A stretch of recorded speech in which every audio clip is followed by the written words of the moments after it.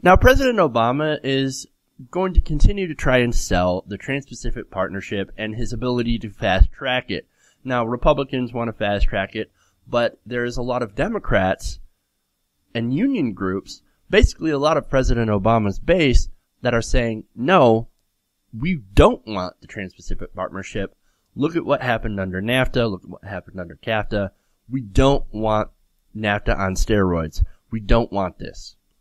And so President Obama is out there trying to court different liberal groups and union groups and trying to say, hey, look, no, new TPP is going to be great. Just back me up here, or else I'm going to have to go to the Republicans, who are, of course, all on board because it gives corporations special rights. Now, this is according to White House spokesman Eric Schultz.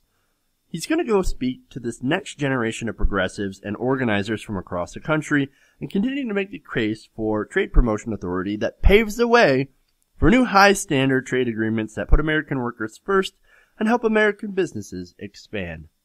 There's already a lot wrong in that statement itself. What does he mean by the next generation of progressives? When I hear that, I think neoliberal. That's what I hear. I hear people who are basically pro-corporate Dems. We're going to try and get pro-corporate Dem support. And not liberal support, from actual regular working people who should be his base.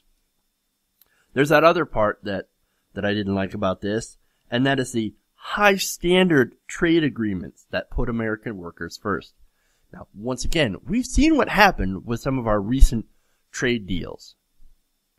That did not put the American worker first. Let me tell you what. Let me ask you, did NAFTA put American workers first?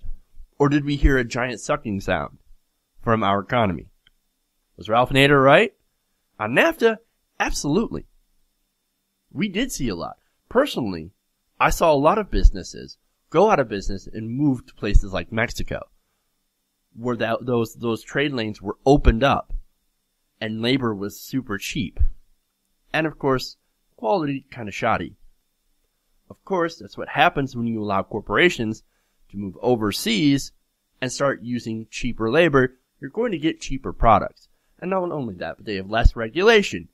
And that's what TPP ultimately wants to do. That's why it's a boon for corporate America and a bust for the rest of us. That's why liberals are against this.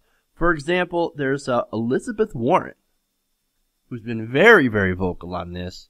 And in talking to Chris Matthews, President Obama actually addressed some of her criticism. Let's take a quick look at that. I love Elizabeth. We're allies on a whole host of issues, but she's wrong on this. Now, I would not be doing this trade deal if I did not think it was good for the middle class. And when you hear folks make a lot of suggestions about how bad this trade deal is, when you dig into the facts, they are wrong. Dig into the facts. When you dig into the facts, you find it's wrong. Well, see, that's the problem, Mr. President. You haven't actually given us the facts. You won't let us look at it. In fact, you're negotiating this in secret. You're not telling everybody what this is about. The few things that have leaked out are really, really bad. It basically sets out and overrides American sovereignty and allows corporations to set up secret courts that will overrule certain regulations and rules set up in other countries. And so it's no surprise that a lot of Democrats are lining up against this deal. For example, Senate Minority Harry Reid had probably one of the most strongest statements that I've ever at least seen from him. And this might actually earn him the nickname Harry the Lion. He says, look, I'm not going to support fast track. I'm not going to support this. Quote, I have never ever supported a trade agreement, and I'm not going to start now. The answer is not only no, but hell no. Damn. That's the attitude that we have to take here when we tell President Obama we don't want the TPP. We don't want these trade deals. We want to protect American workers. We want to protect Americans. We want to protect our regulatory system. We don't want this trade deal. I say no, not only no, but hell no.